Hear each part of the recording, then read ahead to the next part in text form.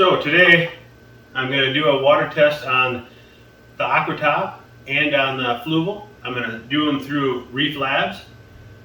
They sent me 2 test kits here. We're going to get the water test done. We're going to check them out. I'll show you more close-up on this. We'll go through what they require for the test, and we'll see what the results are when they come back. It's always a good idea to take and do water tests on your tank. Send them out like this. You never know when there's something that you're lacking on that you just don't have a problem showing yet, but it will show.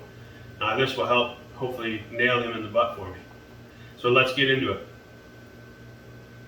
So I got our 2 test vials here. They always send 2 test vials just in case one gets damaged in shipping. They want you to fill them up completely. They say to fill them up, empty them out at least 3 times. Make sure you got a good fresh sample. Fill it right to the top. Put the cap on it. Do the same with the other.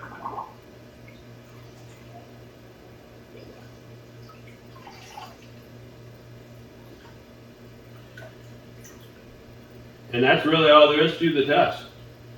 Then we get them ready, package them, ship them off.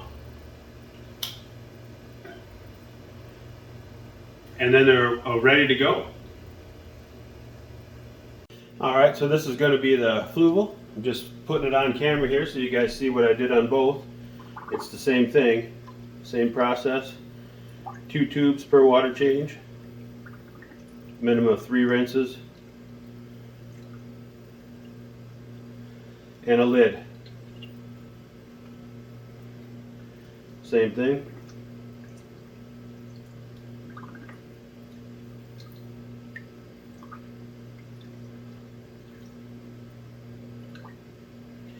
And they said to fill it up right to the top, right to the top. So that's what I'm doing. I'm just following what they recommended. But there's the 2 tests here. They're going to be, each one will have its own barcode.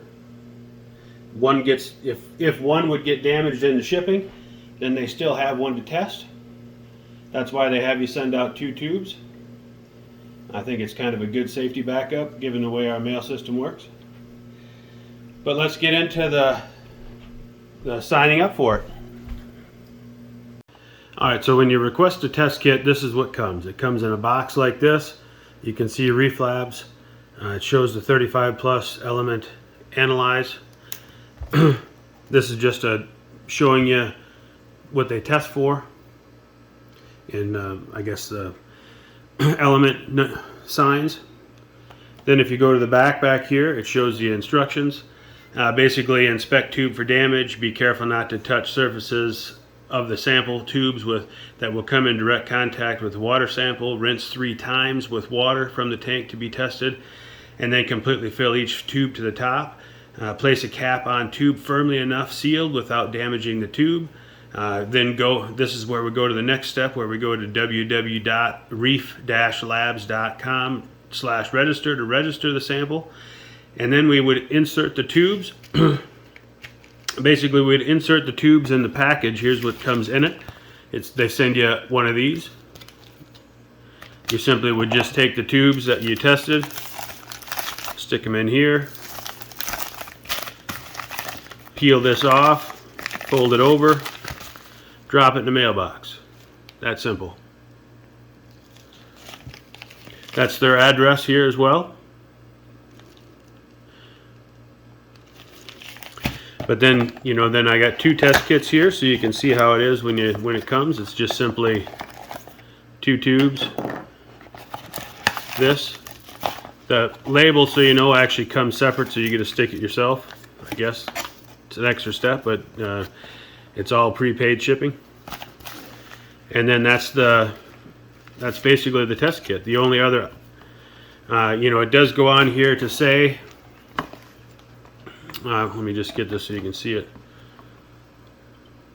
Okay, so one of the most important actions you can do is to be proactive in your hobby, is knowing your system consumes and knowing what your system consumes and at what rate.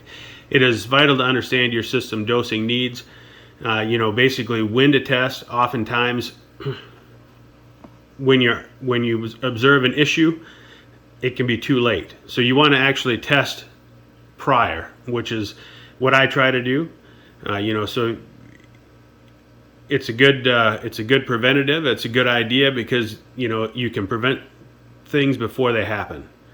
And in this hobby, things can fluctuate just by having your windows closed too long, and the pH goes up or down, you know, or something with your heater, or, you know, maybe one of your corals decides to take in more of one element than the other.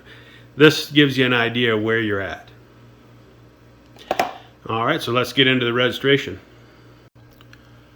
I also wanted to add here that each kit comes with a specific code. See how these are the same? This is for one. This is actually the Aquatop. Partially why I'm adding this on here, so that when they come back, I know which one it's for. So this would be the other one. This is going to be the test for the FLUVAL. See how the number here is different? This way when they come back, we know which water test is for which. I'm assuming they're going to be relatively similar, but I want to be able to tell them apart. And there we are. It's all ready to get dropped in the mail. I'm going to take these down and drop them off tonight. Alright, so to get started here, we have to create an account. I'm going to enter in an email address and a password. So when you get to this next screen, it's going to have you enter in an email, a password, your name, or, well, company name. I don't have a company name. My first name, last name, address. I'm going to enter all this stuff without you without recording it, but just so you know the steps that it takes to get in there. Basically, you just create a username and password, and it takes you right directly to this screen. This would be results here from previous tests. Obviously, this is the first time we're in here, so everything is blank. You simply would go to the top up here, top left-hand corner with the 3-line button. Click that, hit register sample, type in your sample code on the bottle right there in that spot where the barcode is. Once you have that entered in there, then you go into you just hit next, move on. Then it takes you to the next step.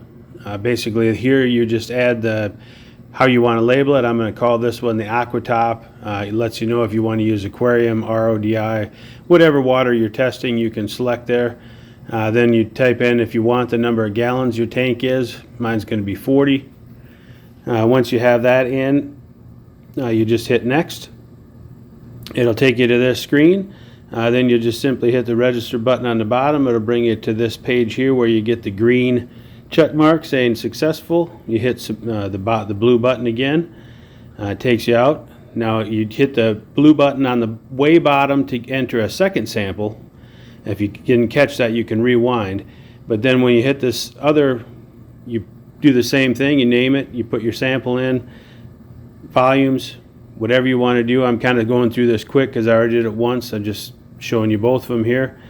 Once it's in there, it'll take you through the same process. You hit next, then you register it. It's going to take you to the check mark again where it's going to give you the OK, and we'll be back. Okay, so the test results are in. You can see here what they send you as an email. It says that my test kit is in here. Basically hit the results. It should take me right to the site. You can see I did put a picture in there of the tank it was on and the FLUVAL as we named it. Date there when it was registered. The turnaround on this was pretty quick. My time on getting the video out was a little bit less quick. But let's look at this. So it starts out with important warnings, right? So it has the element, the current status, and the measured. Cobalt, not even detected. Manganese, not detected. Molybdenum, not detected. Nickel, not detected. Silicone, it says deficient. It did detect a small amount there. And vanadium, deficient, not detected. It looks like these should be corrected immediately is what it says. Important ratios here, for example, to maintain healthy ionic balance. Magnesium and calcium ratio, my sample 3.5, optimum range 2.9 to 3.1, so it looks like a little bit high. Chloride to sodium ratio 1.8 is mine, 1.7 to 1.9, again a bit, well actually that one's about right in the middle, so that's probably about right. Chloride to sulfate ratio 16.6, so I'm a little bit low on that. This is how the calculations come. So the salinity 34.8, anywhere from 30.0 to 36.0 parts. Phosphate it looks like is a little high here for me. And then it'll show here basically essential macro elements, basically, and then you can see the green that says optimal.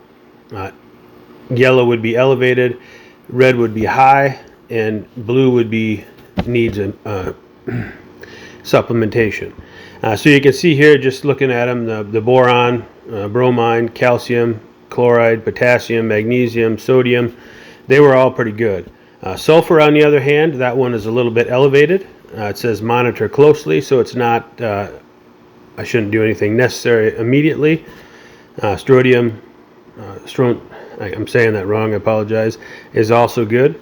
Beneficial minor and trace elements, the yellow again is elevated, so the barium is elevated, it just says to monitor closely. Cobalt shows up in blue, that's definitely deficient. Then you can see I'm in the green. Copper here is also slightly elevated. The iron, iodine are good. Lithium is also elevated. Manganese, well, these three here in the blue are all either not detected or low. And then we have the next three, the phosphorus, rubidium, selenium, all good. Silicone and vanadium also low. Zinc is good.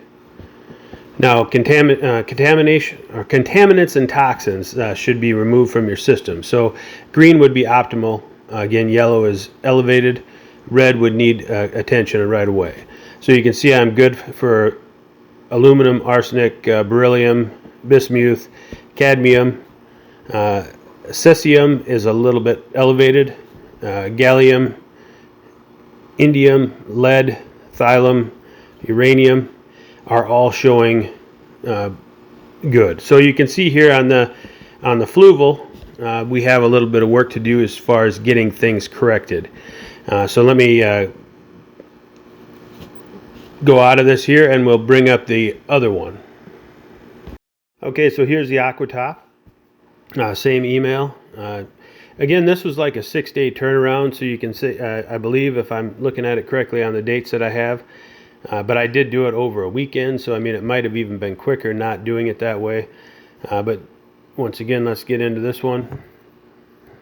So you can see once again here the picture of the tank. I put in there Aquatop, 40-gallon, date it was registered. Again, we have the important warnings of the elements. Looks like the same situation. The cobalt, manganese, molybdenum, nickel, selenium, silicone, and vanadium are all deficient. Description here. Description here for the manganese and calcium ratio is 3.3. It's a little bit high. Correction suggestion is not really there, so they're saying it's okay. Chloride to sodium ratio, again, right in the middle, just like the other one. Chloride to sulfate ratio, a little low. This is almost identical water tests here, two separate tanks, but I do the same maintenance on both, so it would make sense. Salinity here, 34.6, and it should be 34.0 to 36.0. Good range there. Phosphate on this one also elevated.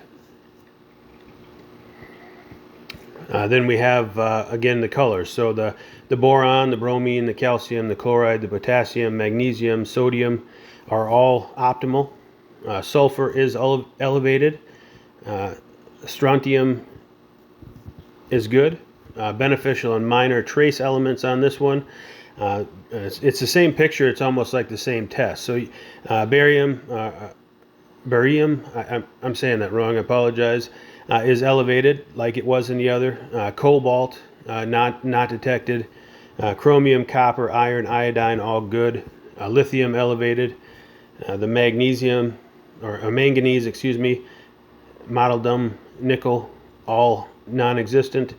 Phosphorus elevated, which I'm not sure the phosphorus was elevated in the other one. I'd have to look back at it. That might be a difference. Rubidium is right. Selenium, silicone, and vanadium are all not showing. Again, need to be fixed. Zinc is optimal. And then here's the contaminants. So aluminum, slightly elevated. Arsenic, elevated. Beryllium, bismuth, cadmium are all on track. Cesium, elevated. The gallium, indium, lead, thallium, and uranium, uranium are all right on track. So again, that's just the test here gone over quick. I mean, if you wanted to look at anything specific, you could always pause the video. I didn't want to bore you with, I probably already am, but I didn't want to bore you with a lengthy look at my water. But that's where the tanks are setting as far as the test results when they come back. All right, that's the test kits I got back from Reef Labs. If you guys test your water with a different test kit or something like that, put the comments below. I want to know where you get your test done. If you like one better than the other, give me give me your input on it. I'm always willing to try different ones. I mean, I do water tests on a fairly regular basis here because obviously you can tell even on this. I mean, things need to be fixed constantly. You know, with the reef, certain things take in more than than others do. Maybe the salt I have doesn't have the correct, content to it that I have to supplement for. All those things play into effect, and I like to make sure that we got that corrected. This one was from Reef Labs. Here we go. Reef Labs ICP-OES. And I'm guess very happy with it. I have no reason not to be. Looks like they range in price here from $39.95 to basically $44.95. The website is www.reef-labs.com. You can actually see on there's another location where some retailers and online stores also sell the kits for them. They have a where to buy section for you. So you can see where else you can buy these kits if you'd like. Now, like I said, the turnaround time is pretty fast. You can get things accomplished quickly, and they're more than friendly. They followed up with me without me even asking. They wanted to know, if I needed an explanation on the test or anything. Very, very good people to work with. So like I said, it's the first time I've done a test with these guys. I probably will be definitely doing them again with them in the future. They got a decent price on it. The test was quick, good turnaround, easy test. They have the tube method, so you don't have that error of something getting broke in the mail. So, I mean, again, tell me in the comments below where you get your water tested and why you prefer that or why you do not prefer it, or if you've had experience, good or bad, with a particular one. I'd be curious to know, because I'm always willing to try different ones. But other than that, that's kind of a wrap on the water test. Like I said, I hope to get more videos going here in the future. I kind of, I'd like to get that comparison done with the FLUVAL and the Aquatop, and I have a couple other ideas. I do want to kind of do a question and answer video on the brine shrimp grow out tub. As you know, a lot of people, well, if you look at it, a lot of people have asked a lot of questions about it. I guess when I did that video, I wasn't expecting it to be as popular as it was. It was kind of a filler video at the time, but it turns out that a lot of people are interested in growing their own food for their reefs, and they like the, you know, they're interested in how I'm doing it. So I might get a little more in depth there, give you a little more detail on it. But anyways, I'm just wasting time here. Again, we'll see you next time.